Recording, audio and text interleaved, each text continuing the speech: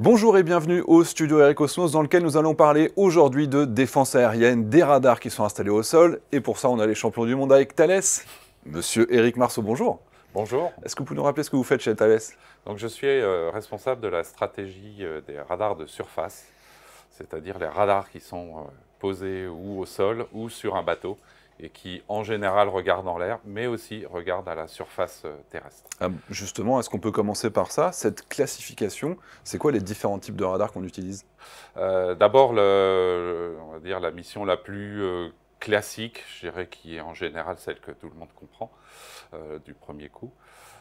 C'est la mission de surveillance aérienne. Donc, de quoi s'agit-il? Il s'agit de détecter et d'identifier toute menace qui rentre dans une bulle de protection, que cette bulle soit petite, moyenne ou grande. Quand je dis grande, ça peut aller jusqu'à un territoire national, par exemple. Et là, on est dans la protection souveraine. Ou ça peut être une petite bulle, entre guillemets, qui est sur quelques dizaines de kilomètres et qui permet de venir protéger un site sensible, venir protéger une force projetée. C'est ce type de mission. Donc le but dans cette mission de surveillance aérienne est de détecter toute intrusion d'une menace. Alors c'est quoi une menace? C'est un avion, un hélicoptère, désormais des missiles, potentiellement des drones, on y reviendra. C'est cette mission-là. Ok.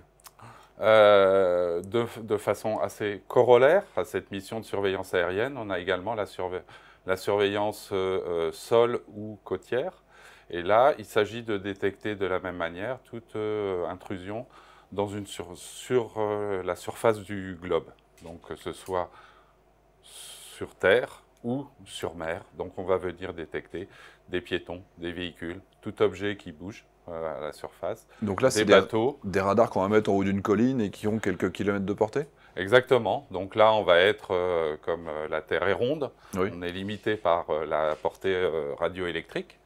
Et donc, on va être sur 10 km si on est peu élevé. On peut monter jusqu'à 40-50 km si on est au sommet d'une montagne et qu'on regarde vers le bas. Mais donc la mission réellement de ces radars-là est véritablement de s'intéresser à toute menace pouvant évoluer à la surface terrestre. Alors je fais le parallèle, même si c'est pas ton domaine exactement. Le Rafale, il a son système GMTI, c'est le même concept. On voit des mobiles qui sont en train de bouger au sol, sauf que comme on est plus haut, on a une portée plus importante. Absolument. Et par contre, et sans rentrer trop dans la partie technique, on va être amené à activer des modes de fonctionnement assez différents entre des radars de surface, Oui. comme ceux dont je parle, et des radars aéroportés.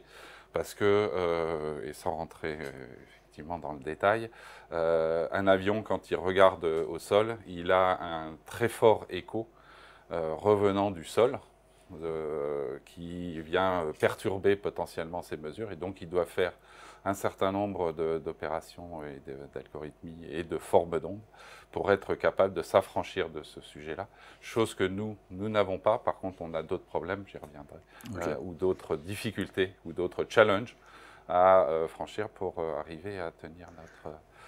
Donc là, j'ai fait détecté. surveillance aérienne, surveillance du sol, les radars de air defense, donc de défense aérienne.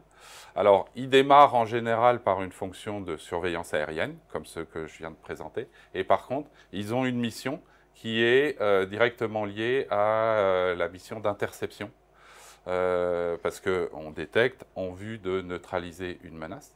Et pour neutraliser cette menace, d'abord, on a besoin que le radar désigne la cible, pour dire voilà, c'est cette cible. Éventuellement, on a cherché à la classifier, donc dire c'est un avion, c'est un hélicoptère, c'est un missile, c'est un drone. Donc ça va permettre de définir quel type d'action il faut engager, voire engager la chasse. Et donc, on est à ce moment-là intégré à la mission qui consiste à comment intercepter. Et donc, c'est ces fonctions-là qu'on active dans ce qu'on appelle la défense aérienne. Donc, le radar peut avoir un rôle dans cette phase-là de désigner, d'abord, voire d'engager la cible, c'est-à-dire poursuivre spécifiquement cette cible-là, et potentiellement guider le missile qui va intercepter la menace, dans les cas ultimes. Donc, en gros, le radar de veille de surveillance, lui, il tourne à 360. Par contre, un radar de tir, il va accrocher une cible et il va éventuellement donner les informations au missile si le missile veut rester discret sans utiliser son propre radar, par exemple. Exactement. Exactement. Et en général, c'est aussi dans une séquence avec l'interception pour le missile d'avoir un guidage pour toute la phase initiale du vol et ensuite un guidage plus précis du missile lui-même vers sa cible d'interception. C'est des séquences qui peuvent... Il y a, je dirais, une grande variété de séquences d'interception. Mais de manière générique, pour nous, au niveau du radar, on parle d'un radar d'air defense quand il est complètement intégré à cette séquence-là de mission. Okay. Ce qu'il faut bien voir, c'est que désormais, avec les technologies dont on dispose et qu'on a développées aujourd'hui chez Thales, on est capable de mener l'ensemble de ces missions-là de façon... pas de trou dans la raquette, c'est continu. Continu, exactement, ouais. Et en même temps. On est dans véritablement le en même temps, donc continuer de surveiller l'ensemble de la couverture qui nous est assignée et engager plusieurs cibles, voire des dizaines de cibles, en même temps qu'on est... C'est notamment le cas des dernières évolutions qu'on a pu faire et des derniers produits qu'on a Je pense qu'on parle de technologie. On va aborder la dimension techno, juste finir sur les différents types, après on reviendra sur cette dimension techno, parce que ça, c'est vraiment fondamental. Et du coup, la dernière catégorie... Et donc, la dernière catégorie de mission, c'est la mission de contre-batterie. Cette mission de contre-batterie, de quoi s'agit-il? Il s'agit de mettre en face d'une artillerie ennemie un dispositif qui permet de détecter d'abord tout tir d'artillerie, donc des obus, des roquettes, etc. D'abord, le détecter en vue d'identifier son point d'impact pour protéger les populations et les sites visés par ces menaces, mais aussi de calculer le point de lancement pour être capable de fournir cette information à l'artillerie, alliée, de manière à neutraliser cette artillerie ennemie. Et c'est quel ordre de précision? C'est-à-dire qu'on est à quelques mètres près ou c'est plusieurs centaines de mètres? Donc là, on est, je dirais, il y a tout un, comme dans ces différentes missions, il y a des produits de plus ou moins précis. Je dirais les produits les plus performants, on parle de quelques mètres de localisation de l'artillerie ennemie. Donc à ce moment-là, notre artillerie peut tirer direct sur la position. C'est exactement où se situe la mission. En espérant que l'ennemi n'ait pas un système aussi efficace que le César, par exemple, qui puisse bouger avant que les obus arrivent à destination. Donc vous avez tout à fait raison. Sur ce sujet-là, et notamment les deux derniers que j'ai présentés, que ce soit l'Air Defense ou la contre-batterie, encore plus sur la contre-batterie, un des paramètres essentiels de ces missions-là, c'est la mobilité. Il faut absolument avoir des systèmes extrêmement mobiles, capables de se déplacer en quelques minutes et de changer de position. J'active, je fonctionne pendant 4-5 minutes et ensuite, avant d'être détecté, je bouge et je me déplace comme ça. Et donc ça nous donne, nous, au niveau des radars qu'on doit concevoir, cette contrainte de mobilité qui est extrêmement forte dans le design de nos radars. D'où le fait que ce soit maintenant sur des shelters ou soit directement sur des camions très faciles à déployer. Ça fait partie des exigences, tout autant que quelle est la portée du radar, quelle est la précision du radar, quel est son temps de déploiement. C'est une caractéristique absolument essentielle et qui fait que pour se déplacer, il faut se replier rapidement. Donc c'est des considérations particulières dans le packaging de nos radars. C'est aussi, comme vous l'évoquez, des contraintes en termes de poids global, qui permet d'avoir cette capacité d'être monté sur des véhicules légers de plus en plus léger. C'est typiquement ce genre de contraintes qu'on est amené à traiter. Les gens qui travaillent chez nous ne font pas que de l'électronique et de la... On a aussi beaucoup de mécanique Bien sûr. Et de thermique. Si on regarde les menaces, on le voit, le conflit actuel, il nous fait voir que finalement, on n'est plus simplement confronté à des avions de chasse et des hélicoptères, qui sont quelque chose d'assez classique en réalité depuis des années, même dans l'aviation civile. Hein. Radar, que là on n'en a pas parlé, mais c'est aussi une grande compétence chez Thales.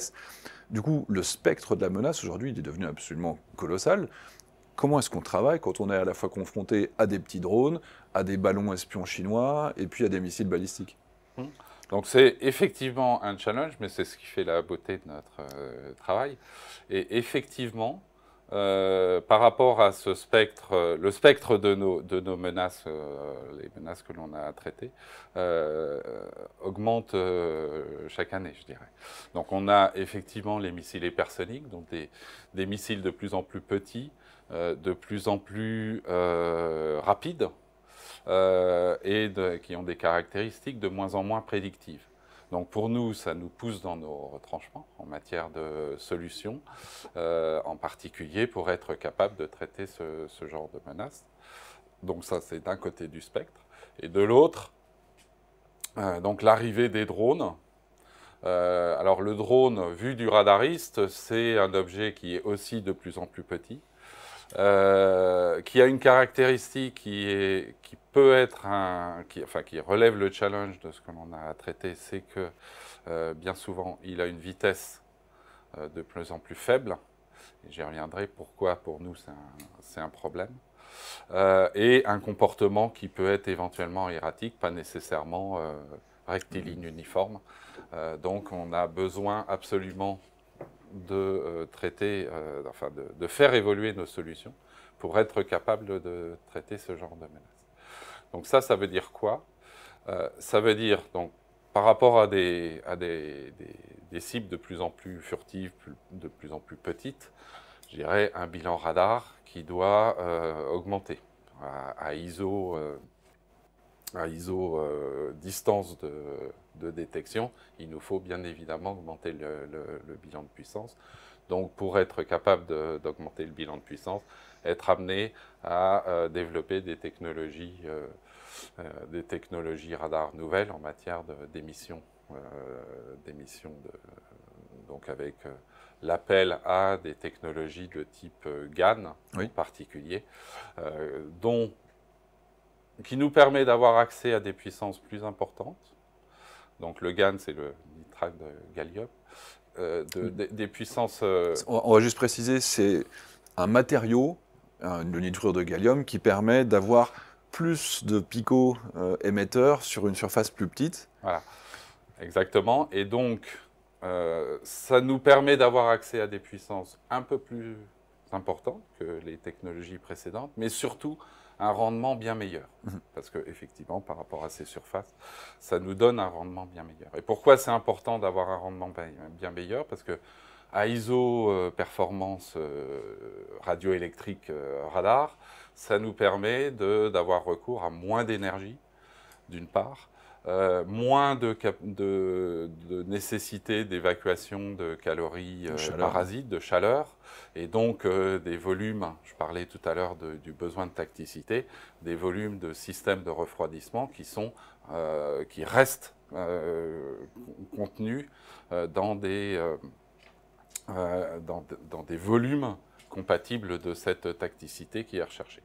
Et je dirais, c'est une des fiertés de Thales que d'avoir introduit ce GaN, les premiers, il y a une quinzaine d'années, dans nos solutions radar. Désormais, la plupart, un certain nombre de radaristes nous ont suivis, et c'est le standard, je dirais, désormais dans le radar. Quand on veut être un radariste de classe mondiale, il faut être capable de maîtriser cette technologie, ce qui n'est pas encore le cas de tout le monde. Oui. Et donc, Thales l'avait introduit peu avant les années 2010. À ma connaissance, seul le bloc de l'Ouest, j'ai envie de dire occidental, France, États-Unis, on est les seuls aujourd'hui à savoir faire ce genre de technologie. Absolument. Absolument. Donc les Américains nous ont suivis et désormais un ou deux Européens commence à intégrer cette technologie-là. Donc nous, Thales, on l'avait introduit par la famille Grandmaster. Et désormais, avec le Grandfire, le Seafire, on est à la 2e génération de GaN dans de cette technologie.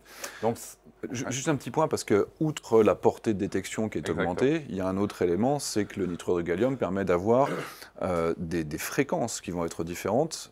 Et alors, du coup, ça veut dire qu'on peut aussi capter de nouveaux types de menaces. Est-ce que c'est le cas? Justement, donc, il y a la puissance pure, telle que je l'ai exprimée précédemment. Mais il y a, comme vous le dites effectivement, il y a le recours à des fréquences différentes. Donc, notamment pour les missiles très longue portée, et furtifs, on est amené à développer et à se développer, notamment dans des fréquences plus basses, en UHF, donc classe 500 mégas, qui nous permet de bénéficier d'un avantage en matière de comportement de la cible dans ces fréquences-là, qui ont des surfaces équivalentes radar, comme on dit, donc le niveau de détectabilité, le niveau, une référence au niveau de puissance qui est renvoyé par la cible, qui est bien supérieur, bien en faveur de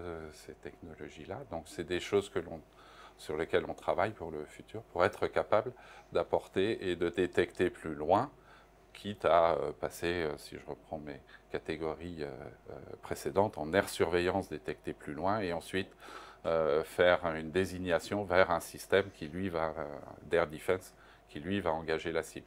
C'est typiquement des logiques que l'on est amené à développer. Faire un petit aparté ici, parce que c'est vrai que régulièrement, je critique les avions furtifs sur la chaîne, c'est parce qu'avec cette nouvelle technologie de radar, avant, il fallait des radars dédiés pour certaines bandes de fréquences pour intercepter des avions furtifs. Typiquement, le F-35 est optimisé pour une certaine bande de fréquences, mais avec les nouveaux radars, on pourra switcher et également capter un certain nombre d'avions qui sont dits furtifs aujourd'hui, mais qui ne le seront plus dans 10 ans.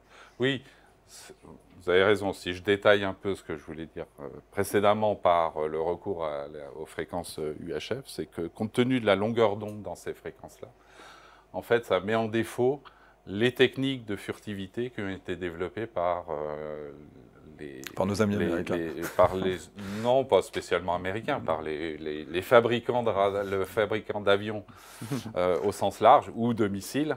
Les techniques de furtivité qui sont utilisées sont plutôt adaptées au radar millimétrique, donc bande LS, X, etc.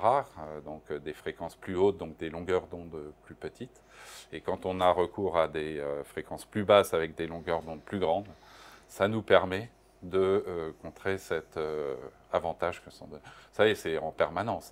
Chacun évolue au gré des évolutions technologiques et des capacités pour être en capacité de se cacher des radars, et nous, les radaristes, d'essayer de contrer ça. De contrer ça, voire de devancer. Donc, il y a cette puissance pure, il y a ce recours aux fréquences. Après, il y a un des challenges classiques, et le challenge principal du radariste est de faire le tri entre les vraies cibles et les fausses cibles. Qu'est-ce qu'on appelle une fausse cible? Donc on appelle ça, nous, dans notre jargon, une fausse alarme. C'est n'importe quel objet qui répond et qui renvoie une énergie parasite. Donc ça peut être des oiseaux, ça peut être des nuages, ça peut être des objets qui bougent à la surface terrestre, des arbres qui bougent, qui renvoient un signal qui est porteur d'une information comme quoi la cible bougeait, donc qui peuvent nous mettre en défaut. Et au milieu de tout cette je dirais ce bazar. Au milieu de cet ensemble d'éléments parasites, il nous faut détecter des cibles de plus en plus petites et des drones.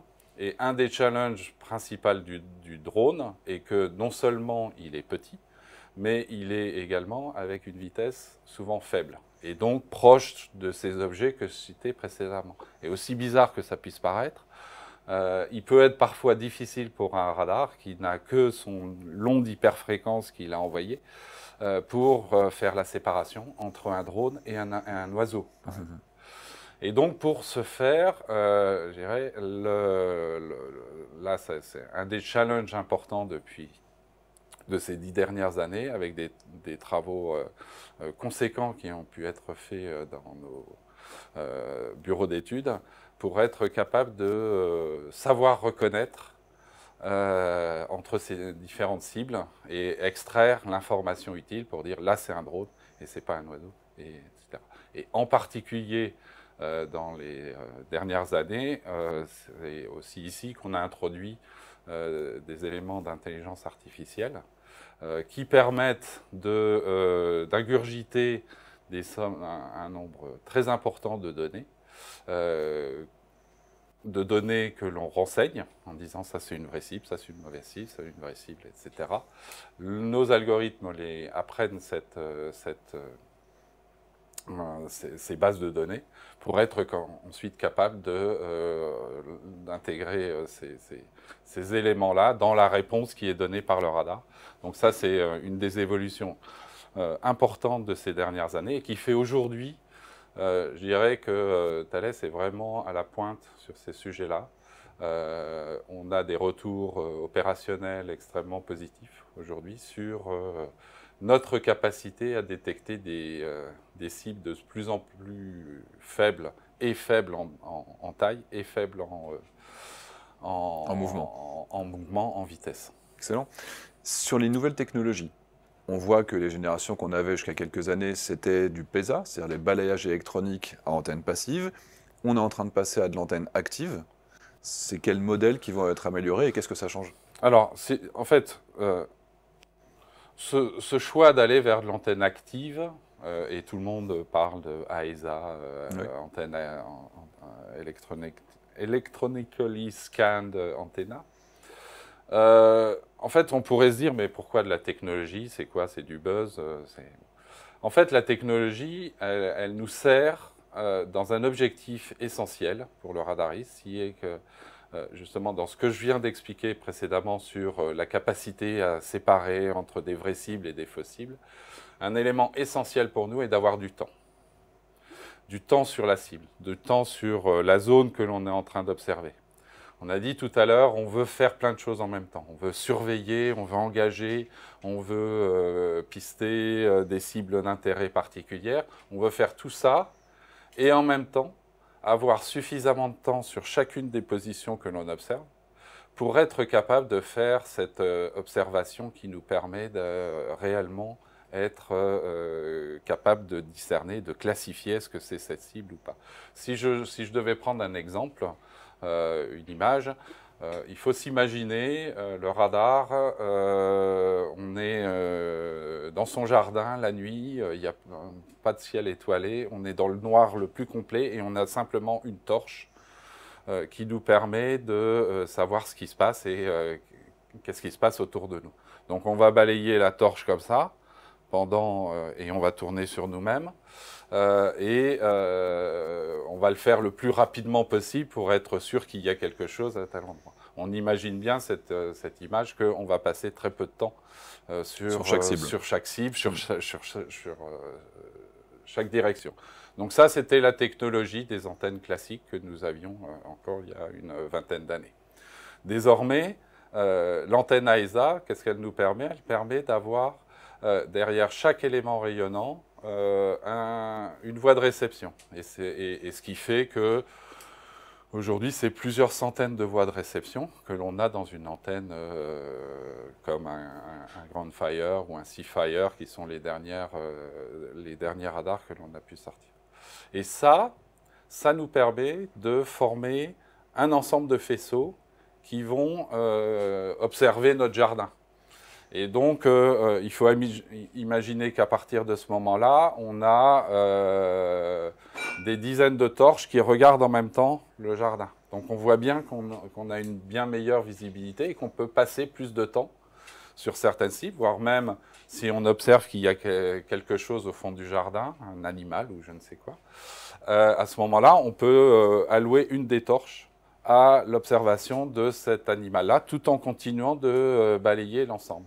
Et bien évidemment, la torche qu'on a envoyée vers cet animal nous permet à ce moment-là d'avoir une bien meilleure identification de quoi il s'agit. Ça y est, j'ai bien compris, en fait, c'est le chat du voisin qui est en train de passer dans mon jardin. Et en plus, la torche qu'on assigne au chat, on peut choisir la longueur d'onde pour avoir des capacités spécifiques. Après, on peut se dire, tiens, mais est-ce qu'il y en a qu'un ou est-ce qu'il est avec son bébé? Bon. Et donc, effectivement, venir faire des pointages avec ce que nous, dans notre jargon, pour être capable d'avoir cette résolution-là, on va appeler de la VHR, de la Very High Resolution, donc d'avoir une capacité de séparation à quelques mètres pour être capable de discerner si c'est un objet ou deux objets, ou un animal ou deux objets.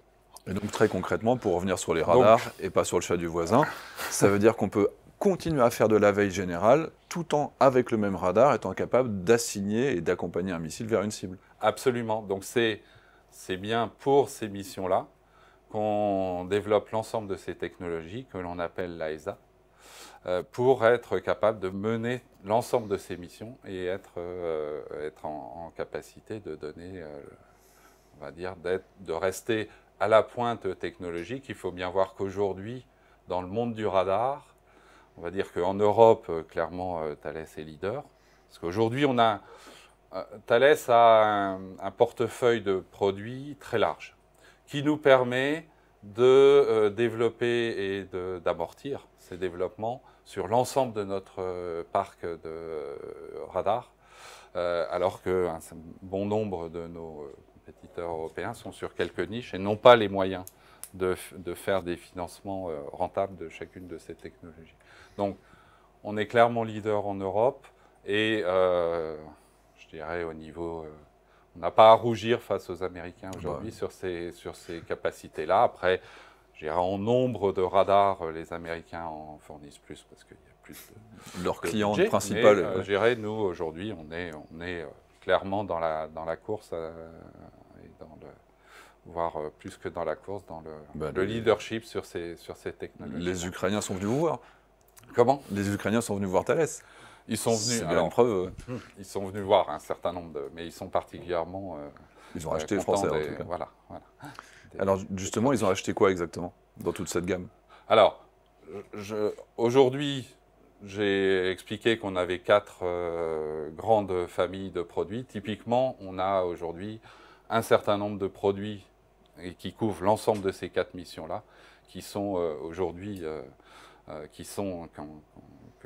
que les Ukrainiens ont marqué leur intérêt, je dirais, et sur lesquels on a aujourd'hui de très bonnes performances de manière générale. Ceux qui ont été officialisés, c'est le Grand Master 200. Donc aujourd'hui officialisé, on a le Grand Master 200. Alors en fait, aujourd'hui, ce n'est pas uniquement un Grand Master 200 qui a été fourni par Thales, c'est un véritable système d'armes qui consiste, donc qui s'appelle le CM200, le Control Master 200. Donc en fait, de quoi s'agit-il? Un radar de GM200, comme ce que j'ai expliqué précédemment, avec tous ses avantages, en particulier sur la détection des drones. Donc GM200 comme Grand Master 200. Complété d'un C2, donc d'un centre de contrôle, qui est en charge de récupérer la situation aérienne telle que délivrée par le radar et d'engager jusqu'à 8 systèmes d'armes au travers je dirais, c'est des équivalents d'iPad, je dirais, vers lesquels il distribue la situation aérienne avec une assignation des feux pour être capable d'engager des dispositifs d'interception. Et dispositifs d'interception qui peuvent être compatibles de ce que les Ukrainiens ont dans leur force. Je dirais, il n'y a pas d'association nécessairement spécifique à tel ou tel système d'armes. C'est ouvert, c'est agnostique des systèmes d'armes. C'est-à-dire qu'un radar Thales peut être accompagné, peut faire tirer des missiles américains ou britanniques, ça marche tous ensemble parce que c'est compatible. Exactement. Aujourd'hui, le principe, c'est d'avoir cette capacité d'adaptation. Alors, bien évidemment, quand c'est un système global Thales, c'est encore plus. Oui, parce qu'il y a un fonctionnement interactif entre un C2 et un radar qui est activable quand on offre une solution globale clé en main, qui est un peu moins pointue quand c'est avec un système différent. Et on a des retours d'expérience. Donc aujourd'hui, quand je vous dis, vous parlez tout à l'heure des drones, on sait que le GM200 typiquement est probablement un des meilleurs radars actuellement face à cette menace drone. On a été capable de descendre aujourd'hui des capacités de détection tout en garantissant une fausse alarme. Quand je dis garantir une fausse alarme, ça veut dire on n'est pas toutes les secondes à dire oui, mais il y a une cible là, là, là, là, et au milieu de 50 informations, il y en a une de bonne. Le principe est d'être capable véritablement de descendre le taux de fausse alarme très très bas pour être capable d'annoncer. Quand on annonce qu'il y a un drone, c'est qu'il y a vraiment un drone. Je dirais, c'est l'histoire de Pierre et le loup. Hein. On ne peut pas appeler et alerter en permanence. Donc aujourd'hui, les retours que l'on a sont extrêmement positifs sur le fait que, typiquement, un GM200 est capable de détecter des drones jusqu'à une vitesse radiale de la classe 15 mètres par seconde, oui. Ce qui est assez exceptionnel. Moins de 50 km/h. Ouais. Aujourd'hui, dans le domaine radar, personne ne descend aussi bas. Et est-ce que ces performances-là sont exceptionnelles, très clairement. Et ne sont pas que théoriques, mais elles ont été confrontées au terrain. Et est-ce qu'il y a de l'auto-apprentissage? Est-ce que les radars Thales déployés en Ukraine permettent, je sais pas, à l'armée française d'être plus efficace également? Alors, aujourd'hui, tous ces matériels-là, qu'on cite, que ce soit le Grand Master 200 pour la surveillance, que ce soit le radar d'Air Defense, aujourd'hui Arabelle, demain le Grand Fire 300 qui sont dans le santé. Qui équipe le Mamba, oui. Que ce soit des radars de surveillance du sol comme le GO12, le Grand Observer 12, qui s'appelle Murin dans l'armée française, ou que ce soit le Cobra, qui est je dirais, un équipement très haute performance en matière de contre-batterie. Tous ces équipements sont dans les forces françaises et donc naturellement bénéficient de tous ces retours opérationnels qui peuvent être faits sur des théâtres d'opération ici ou là. Quel qu'il soit. J'ai une dernière petite question. On a vu que les Ukrainiens également avaient eu, je ne sais pas si c'est des kits de modernisation, et par exemple sur leur système soviétique Buk, plutôt que d'avoir des écrans de bichrome comme moi j'ai connu dans la marine également à l'époque, maintenant ils sont avec des consoles tactiques modernisées tout en gardant leur radar à l'ancienne. Est-ce que c'est des choses également que Thales sait faire? Alors ça c'est typiquement une activité importante pour nous, qui est, une fois qu'on a livré des équipements, même si c'était il y a 10 ans, 15 ans, 20 ans, d'être toujours présent auprès de nos clients pour être capable de proposer des mises à hauteur, des upgrades, des rénovations, en apportant non seulement je dirais une durée de vie supplémentaire, mais également des performances up-to-date, pour aller plus loin et faire face à ces menaces nouvelles, pour adapter en permanence nos solutions. Et voire même sur, je dirais, les dernières générations de radars, comme les Grand Master 200 ou 400, le Grand Fire, Seafire, tous ces radars de technologie digitale, on est véritablement engagé dans une démarche d'upgrade permanent et de mise à hauteur permanente de nos équipements, d'être capable de proposer tous les 2 ans, 3 ans une nouvelle version logicielle à nos clients. Donc je dirais côté industriel, on est prêt à être dans cette dynamique de continuous improvement, d'amélioration permanente, pour être capable de se mettre à jour de telle ou telle menace, de telle ou telle capacité, d'enrichir les algorithmes des dernières avancées, comme je l'ai évoqué tout à l'heure avec l'intelligence artificielle, pour être capable. Il y a notamment en ce moment beaucoup de choses, et ça c'est vrai sur un peu tous les radars. Il y a notamment un contexte évolutif avec, fort heureusement, un déploiement de parcs d'éoliens à travers les territoires, qui par contre ont quelques impacts sur le fonctionnement des radars, parce que les pales, quand elles tournent, font des échos, et des échos qui bougent, et le bout d'une pale peut aller assez vite, donc par rapport donc ça revient. au seuil de vitesse dont je parlais tout à l'heure, peuvent être perçus par le radar comme une vraie cible. Et donc ça, c'est des choses que l'on est amené à traiter, et à nouveau savoir reconnaître ce genre d'écho pour être capable d'en tenir compte, déjà de ne pas déclarer de détection, fort heureusement, mais également je dirais de compenser les effets secondaires qui peuvent se produire à cause de ça. Et ça, de nouveau, des algorithmes d'intelligence artificielle sont développés pour être en capacité de traiter ce genre de choses. Et pour revenir à votre point, typiquement, être capable d'embarquer sur nos radars actuels, mais également des radars déjà livrés à nos clients, ce genre d'améliorations qui sont très appréciables pour les matériel et logiciel, du coup, ça va dans les deux domaines. Les deux, soit, comme je le disais, sur les dernières générations, le matériel est compatible et on n'a pas besoin de le changer, c'est juste de l'upgrade logiciel. Sur des matériels un peu plus anciens, on propose un premier step hardware sur le matériel, puis ensuite être capable de rejoindre, je dirais, cette stratégie d'amélioration permanente. Excellent.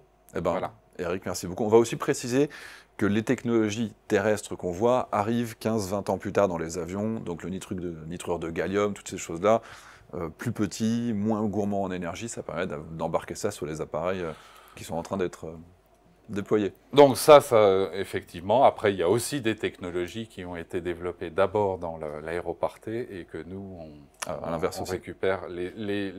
Ça va dans les deux sens. Ça marche dans les deux sens et je dirais beaucoup d'interactions et de bénéfices dans les deux axes. Eric, un grand merci. On espère que ça vous a plu et on vous dit à très bientôt au studio RE Cosmos.